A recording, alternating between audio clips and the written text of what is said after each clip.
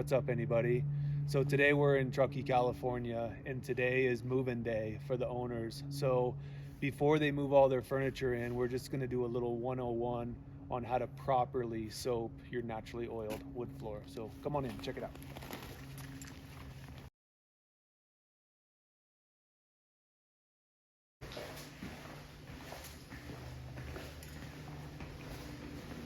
So this is our Star Pine color, naturally oiled finish, and today we're just going to show how to properly soap. And I think there's two errors that happen with the soaping process, and so just kind of want to try to clarify a little bit of it.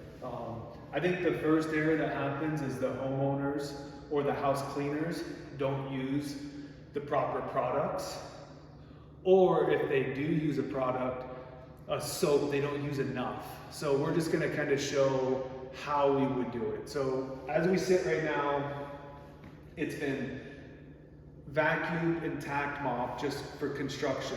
So we're kind of ready to go. So right here in this soap bucket, we have soap and a rinse water, basically. And so we've already soaked a little bit. So now here we go. We're gonna rinse this mop out. And I think this is what the house cleaners don't do. They don't use the mop. I think they're honestly afraid of damaging the floor, so they don't use enough, right? So for me, if I'm gonna soap this floor, right, I'm getting it wet. I'm not afraid of it, right? I mean, the wood floor actually wants it, right? So for me, I tend to use two mops. Maybe it's a little complicated using two mops, but that's the way I tend to operate. So, and this is another example. I mean, they just brought the refrigerator in and they left wheel marks right here. So here we're gonna test it a little bit. We're gonna get this wet. We're gonna let it marinate, and then I'm gonna move on down the road a little bit. I'm gonna rinse this. I kind of like to work in two sections. So that's the first one I just did. Now here's my second, right? So I let that first section come through. Some more soapy water.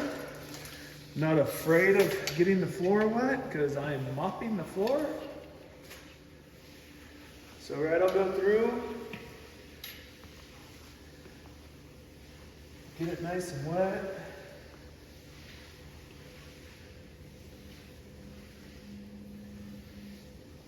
So if I look at this as my second section, after I do my second, I go back to my first. And I use this flat mop because it gets right up in the corners, up against the wall.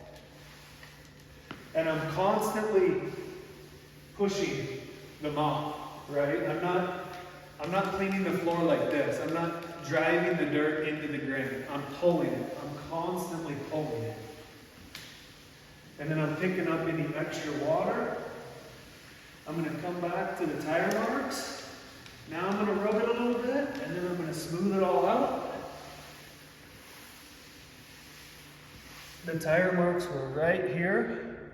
I can still see a little something, but I'm sure once it's dry, it'll be gone.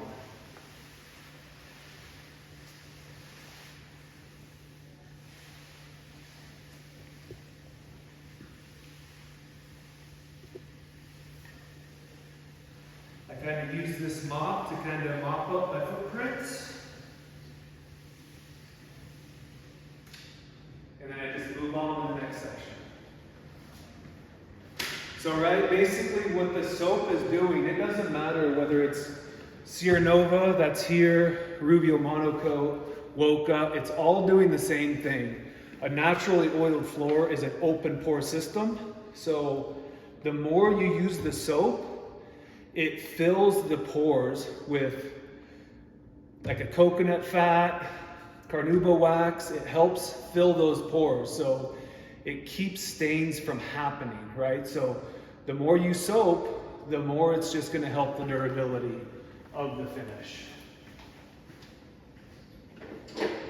But you have to soap it. And it's as simple as cleaning your floor. Everybody wants no maintenance, which I don't know if this exists on our planet. But if this is the maintenance, actually keeping your investment clean and oiled, it's fairly simple.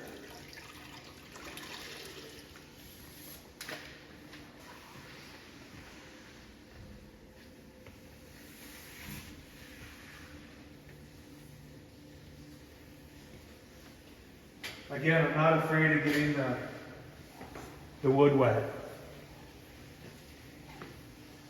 It actually likes it.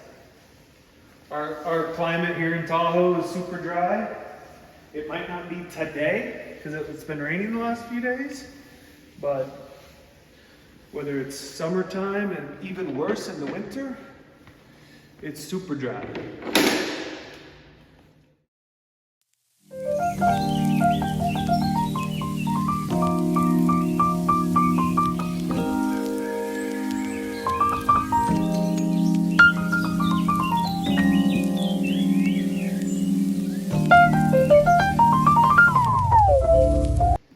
That's how you soak it. It's as simple as that. And it smells good.